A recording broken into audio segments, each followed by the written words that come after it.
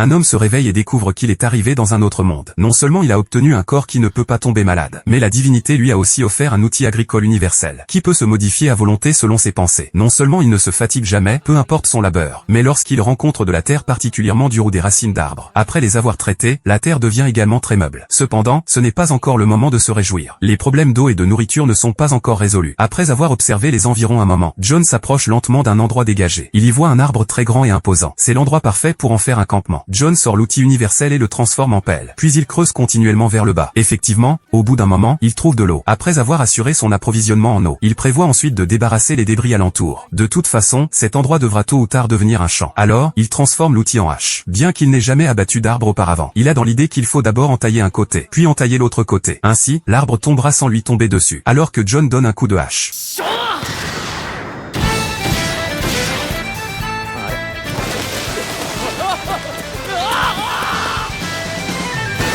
Il est complètement surpris. L'outil offert par la divinité est si puissant. Mais maintenant que l'arbre est abattu, il suffit de l'équarrir avec un outil de coupe, et il sera presque utilisable. Le processus est particulièrement peu fatigant. Non seulement c'est aussi simple que de couper du pain, mais en plus, le déplacement ne demande aucun effort. Peu de temps après, il obtient quelques bois, juste ce qu'il faut pour construire une petite cabane. En un clin d'œil, la nuit commence à tomber. John se rend alors compte qu'il n'a pas de source de lumière. Il essaie donc de créer une lampe torche ou un briquet. Mais, on ne sait pourquoi, rien ne fonctionne. Heureusement, après plusieurs tentatives, John finit par créer une loupe. Mais le problème, c'est qu'il fait maintenant nuit noire. N'ayant pas d'autre choix, il creuse un trou dans un arbre pour y dormir temporairement. Il profite aussi de l'occasion pour sculpter un ensemble de couverts en bois. Si la nuit est si claire alentour, c'est probablement lié aux deux lunes dans le ciel. Le lendemain arrive. John utilise d'abord la loupe pour allumer un feu. Ensuite, il défriche les arbres aux alentours. Après avoir fini tout cela, John ressent pour la première fois la faim dans cet autre monde. Alors qu'il s'apprête à partir chercher de la nourriture, c'est la nourriture qui vient à lui, à sa grande surprise. D'un coup de pelle, John frappe la tête de l'animal. Contre toute attente, la tête du lapin touché se transforme en boue. Heureusement, les autres parties sont comestibles normalement. Après avoir bien mangé et bien bu, les besoins naturels se font sentir. John aborde cela très directement. Il se met immédiatement à fabriquer une toilette. Qu'il s'agisse du stockage, de la ventilation ou de la chasse d'eau, toutes les fonctions sont intégrées. Mais au moment de vraiment l'utiliser, il se rend compte qu'il n'a pas pensé au problème de l'intimité.